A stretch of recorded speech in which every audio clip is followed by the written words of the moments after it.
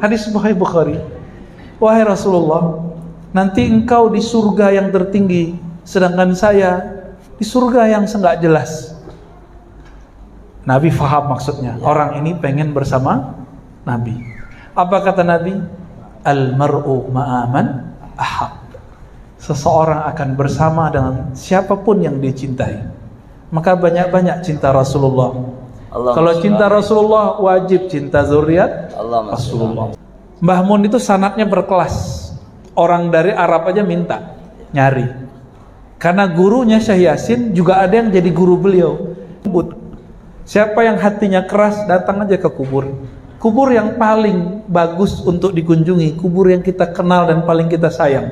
Pertama siapa? Orang tua. Sebelum Ramadan nih silakan, biar kolbunya lembut. Yang kedua, guru. Biasa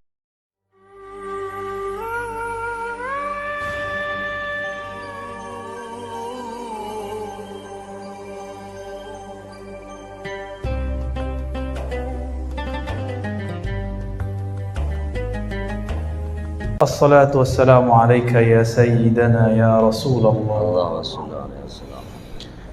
Yang sangat saya hormati guru kita Kiai Rahmat Afifi, orang Jawa rasa dumai.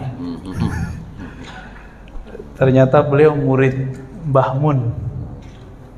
Mbah Mun itu saya 5 tahun sebelum beliau wafat saya mimpi. Itu mimpi nggak jadi hujah ya, cuma kabar gembira kalau kita cinta kepada ulama. Saya penasaran sama beliau ini siapa Mbah Mun, kan kita tadi ngaji arahnya beda, arahnya ke arah Timur Tengah gitu. Walaupun ngajinya di negeri kita. Saya dulu nggak sadar kalau di Jawa itu banyak ulama dan wali. Bermimpilah ketemu beliau, naik pohon. Ketemu di pohon putih bercahaya, tiba-tiba muncul wajah beliau. Wajah beliau, terus saya ngelihat nasabnya ke Madura, campur Jawa, bener ya? Besok saya konfirmasi ke murid-muridnya yang di Jakarta, itu Mbah Yaimun ada turunan Maduranya. Kata lo ente kok tahu? Kita simpan aja, ini baru saya cerita nih. Karena beliau murid Mbah Mun, ya saya sangat cinta kepada Mbah Mun karena Mbah Maimun ini juga orang yang sangat disayangi oleh Maulana Syekh Yasin Al-Fadani. Begitu juga kepada Al-Habib Syakir Al-Habsyi. Masya Allah, saya di mana-mana ketemu Habib senang banget. Ya, itu tanah diberkahi kalau ada Habib lewat. Amin, amin, amin. Karena di darahnya ada nur Nabi Sallallahu Alaihi Wasallam. Kalau kiai di kolbunya ada nur Nabi Sallallahu Alaihi Wasallam. Ini sama-sama kuat itu. Cuma kalau Habib alim dapat 2 nur deh, kita nggak dapat bagi. Cuma kita nggak boleh iri. Justru kita bersyukur beliau datang ke sini. Irinya kita iri ghibtoh. Ghibtoh itu pengen membersamai beliau. Al-mar'u ma'aman ahad.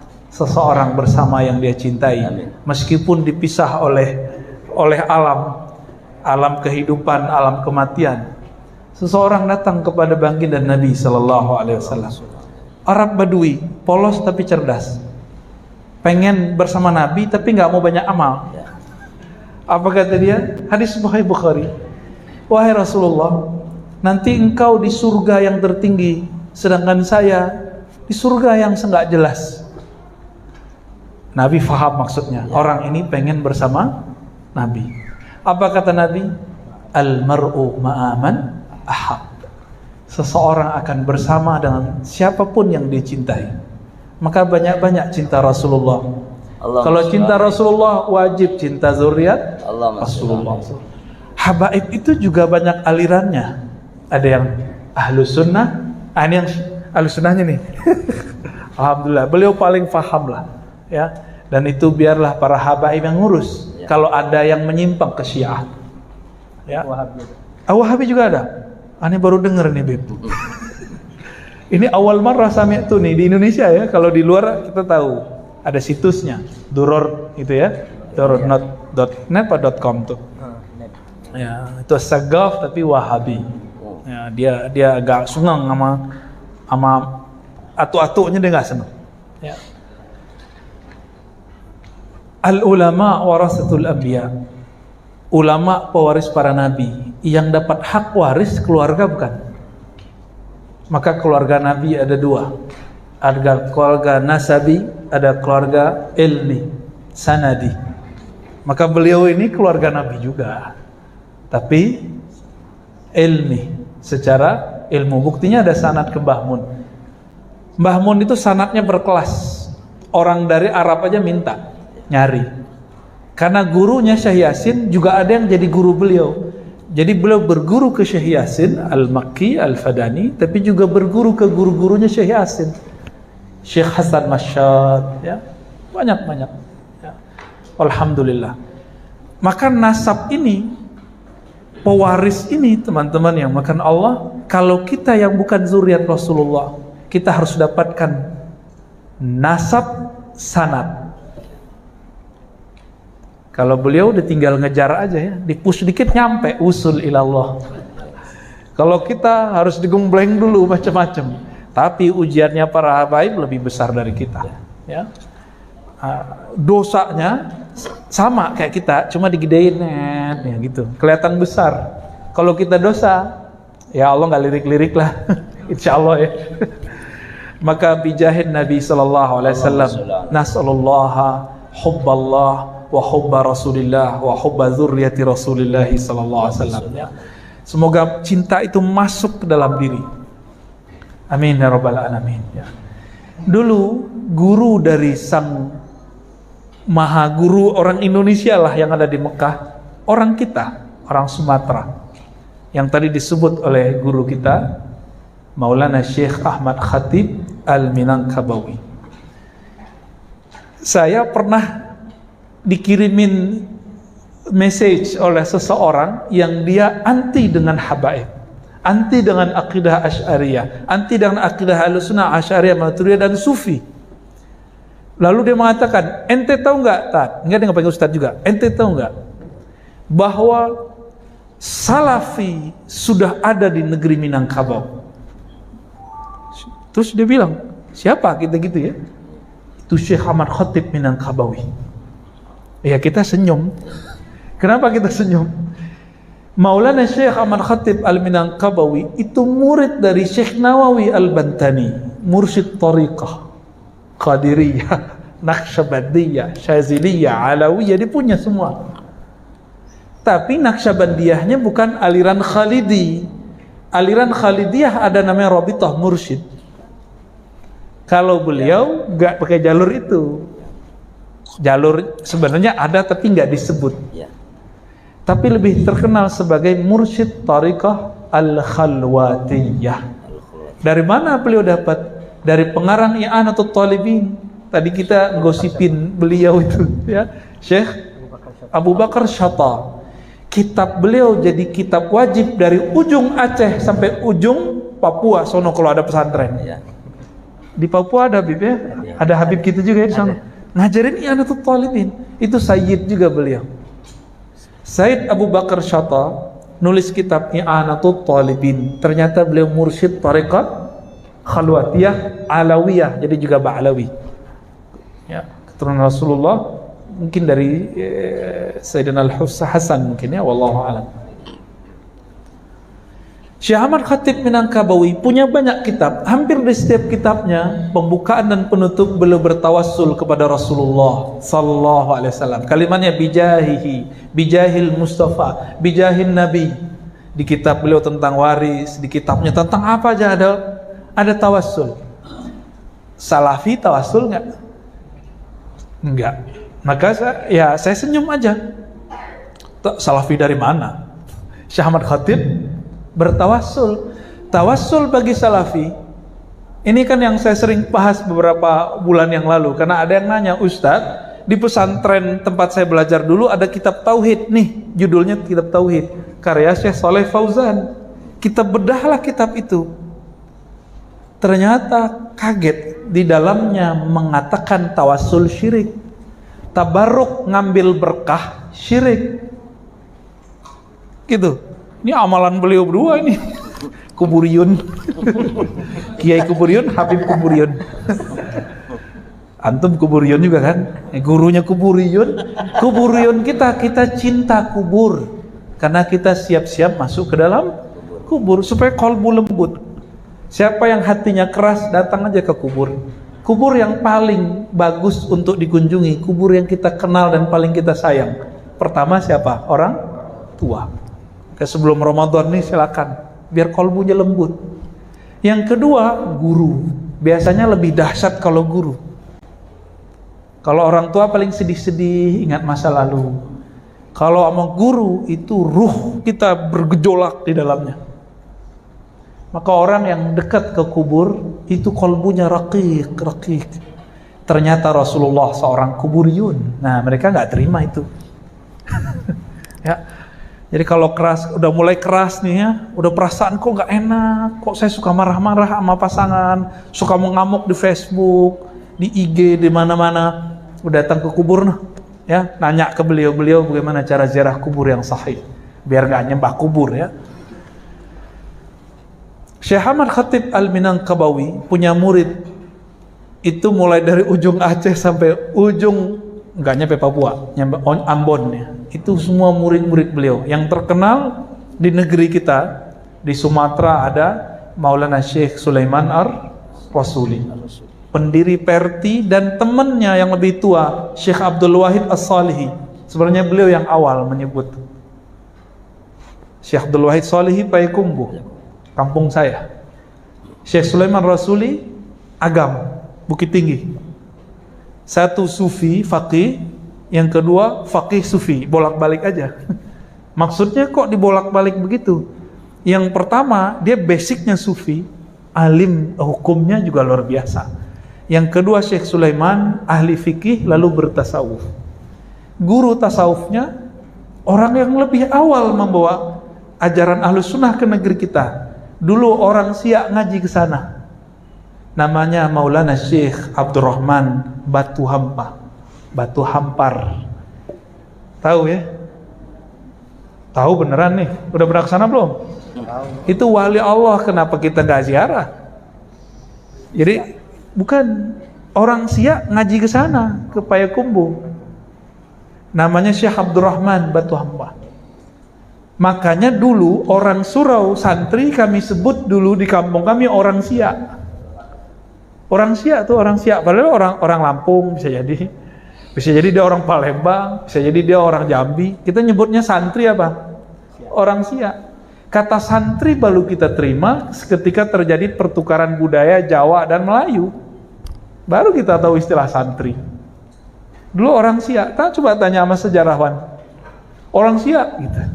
Nggak ada istilah orang Surau, nggak ada. Syekh Sulaiman Ar-Rasuli ngaji kepada Syekh namanya Maulana Syekh Muhammad Arsyad, bukan Al-Banjari ya, bin Abdurrahman Batu Hampar. Mereka Muhammad Arsyad dan ayahnya Syekh Abdurrahman belajar di Mekah. Talaqi Al-Quran riwayat Hafaz an Asim. Talaqi Dalailul Khairat. Nah, dulu kalau ada orang meninggal, ada orang sunatan, orang tasyakuran, bacanya apa? Dalail Khairat. Tahu kitab Dalail? Kitab sholawat. Tahu ya, kitab sholawat? Di sini gimana orang meninggal? Yasinan doang ya? Tuh udah hilang kan? Semoga nanti Habibna dan Pak Kiai menghidupkan tradisi itu lagi. Ya, sekarang mungkin berganti ke Diba ya. Ya, Dalail juga masuk harusnya. Karena para habaib kita semuanya ngamalin Dalail. Para kiai Mbah Mun itu sampai puasa ngamalin Dalail. Semua. Ya.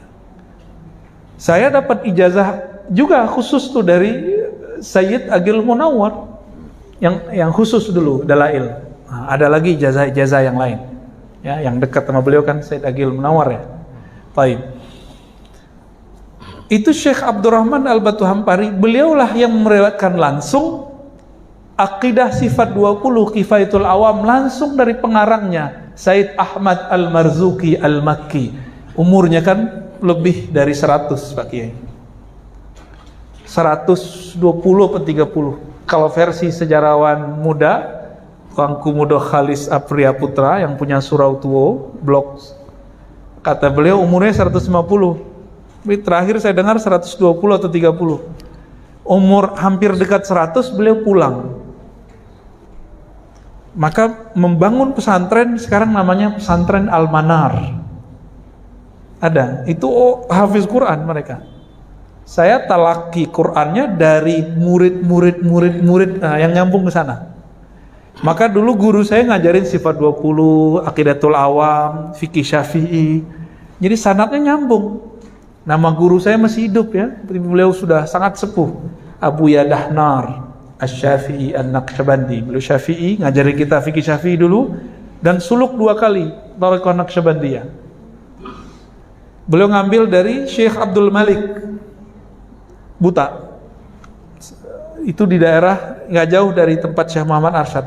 Syekh Abdul Malik berguru ke Syekh Muhammad Arsyad berguru ke ayahnya Syekh Abdurrahman. Syekh Abdurrahman langsung dari Said Ahmad Al-Marzuki semasa dengan Said Ahmad Zaidi Dahlan, gurunya Syekh Ahmad Khatib Al-Minangkabawi.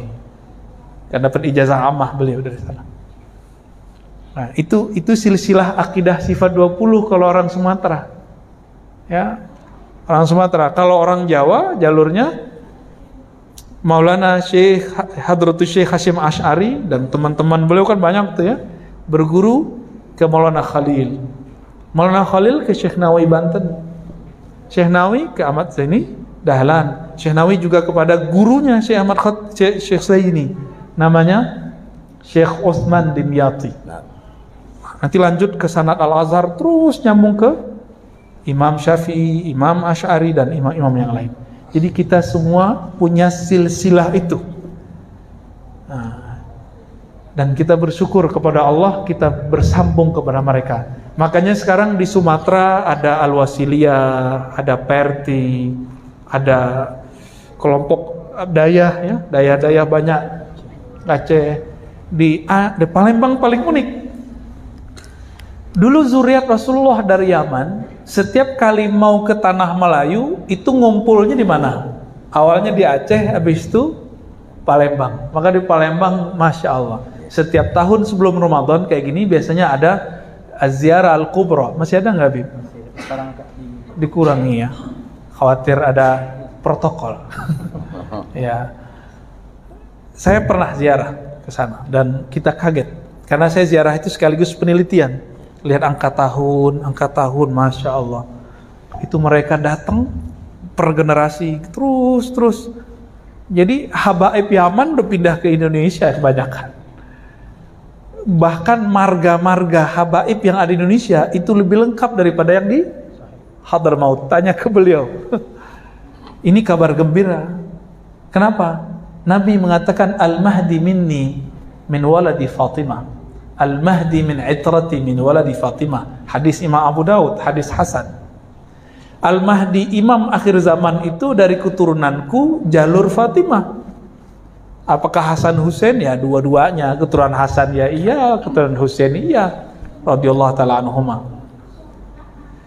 Dan keturunan mereka banyak sekarang di orang Dumai dapat durian runtuh. Nih beliau dapat durian dari langit nih, datang beliau nih. Kok ujuk-ujuk datang Habib kan? Gimana ceritanya? Emang orang Dumai ada doa apa dulu? Ya. Hah? Fi katsir? Kata beliau dulu banyak, cuma mungkin nggak sounding. Oh, taib. Mungkin la yashtaghil bil ilm, nah. Udah Habib alim, kurang apa? Maka saya berharap kepada teman-teman, beliau dipepet terus, ngaji kitab, ngaji Ahlussunnah. Ke beliau juga, nih sanadnya khas Nusantara. Inti ta'allam fi Hadramaut wala fi Indonesia? Hadramaut, masyaallah. Sanadnya langsung ke Habib Umar. Al-Ahqaf, lakin tatalaqqa aidan min Syekh Al-Habib Umar, sah? Marratain. Nah. Baik, teman-teman yang melakukan Allah, itu refleksi sedikit tentang silsilah ilmu kita. Ya, silsilah ilmu kita lumayan berkelas lah. Ya, walaupun orang nggak anggap, biarin. Kan yang penting Allah pandang. Nanti itu di akhirat, Kalau kita nggak punya guru, kita nggak punya garansi. Jadi kalau ada orang ngomong, apa kata si orang ini? Wahai Rasulullah, aku adalah pengikut sunnah. Pengikut engkau, hai Rasulullah. Rasulullah tanya, gurumu siapa? Kira-kira begitu. Baru dicatat, diteliti, nyambung. Kalau nyambung, masuk ke daftar syafaat. Jadi jangan sembarangan. Apa dalilnya ngomong begitu? Di Sahih Bukhari, di Sahih Muslim, di Kitabul Iman, semua umat manusia mencari syafaat. Yang pertama mereka ingat adalah nasab. Bapak nasab kita siapa yang pertama? Sayyidina Adam. Mereka cari nasab jasmani. Apa kata Nabi Adam? Loh, kalian kok datang kepadaku? Aku ini yang membuat kalian terusir dari sorga. Maka datanglah ke Nuh. Fa innahu awwal rasulin fil ard. Dialah awal rasul di bumi. Nah, kelompok sebelah kan salah faham lagi. Dikira Nabi Adam bukan rasul. Ini taklim baru mereka ini. Jadi mereka mengajarkan Nabi pertama itu bukan Nabi Adam. Rasul pertama bukan Nabi Adam. Tapi dimulai dari Nabi Nuh. Terus Nabi Idris gimana dong? Nabi Idris sebelum Nabi Adam loh. Sebelum Nabi Nuh ya. Nabi Syith Nabi tapi tidak rasul. Syith Nabi bukan rasul. Idris nama aslinya Anuh. Anuh nama Ibraninya Idris. Itu beda-beda istilah aja. Hermes nama Yunaninya Hermes, maka menjadi ilmu hermeneutik namanya ya. Baru muncul nama Nabi Nuh. Nabi Ibrahim, apa kata Nabi Nuh? Saya yang dulu berdoa supaya umatku hancur, saya malu. Datanglah ke Ibrahim, dialah bapak para nabi. Maksudnya anaknya nabi semua ya. Nabi Ibrahim alaihissalam itu keturunan ke-7 Nabi Nuh. Sayyidah Sarah juga keturunan ke-7, mirip dengan Sayyidah Hawa. Cantiknya tidak bisa dibayangkan. Tapi nggak punya anak sampai umur 80 lebih. Maka Sayyidah Sarah mengatakan, nikahi saja ini budakmu. Sayyidah Hajar, bukan tukang hajar ya. Lahirlah Sayyidina Ismail. Makanya orang-orang Israel tuh agak sentimen sama Nabi Ismail, anak budak gitu. Dia nggak tahu Nabi itu kalau sama budak dimerdekakan. Ini Nabi itu sama budak diperlakukan seperti orang merdeka.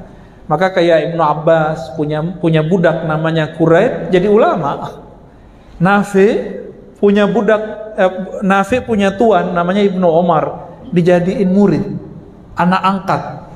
Anaknya kurang terkenal. Salim bin Abdullah bin Umar gak terkenal. Hanya ahli hadis yang tahu. Kita taunya sanad ahli fikih. Malik dari Nafi dari Ibnu Umar dari Rasulullah, gitu sanad fikih kita. Ya, silsilah zahabiyah namanya kata beliau barusan. Sahih. Maka teman-teman yang dimuliakan Allah,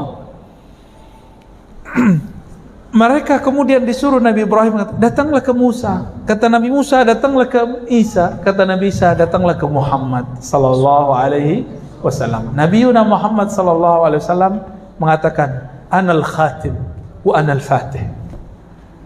Akulah si penutup, akulah si pembuka. Tadi yang dibaca oleh beliau salawatnya, salawat al-fatih. Kata teman kita bid'ah itu. Padahal itu dalilnya. Nabi mengatakan apa? Akulah al-fatih, akulah al-khatim. Apa arti al-fatih? Pembuka syafaat. Kalau Nabi nggak buka keran syafaat, nabi-nabi yang lain nggak bisa membuka keran syafaat. Dibuka oleh beliau. Kalau mau tutup, ditutup.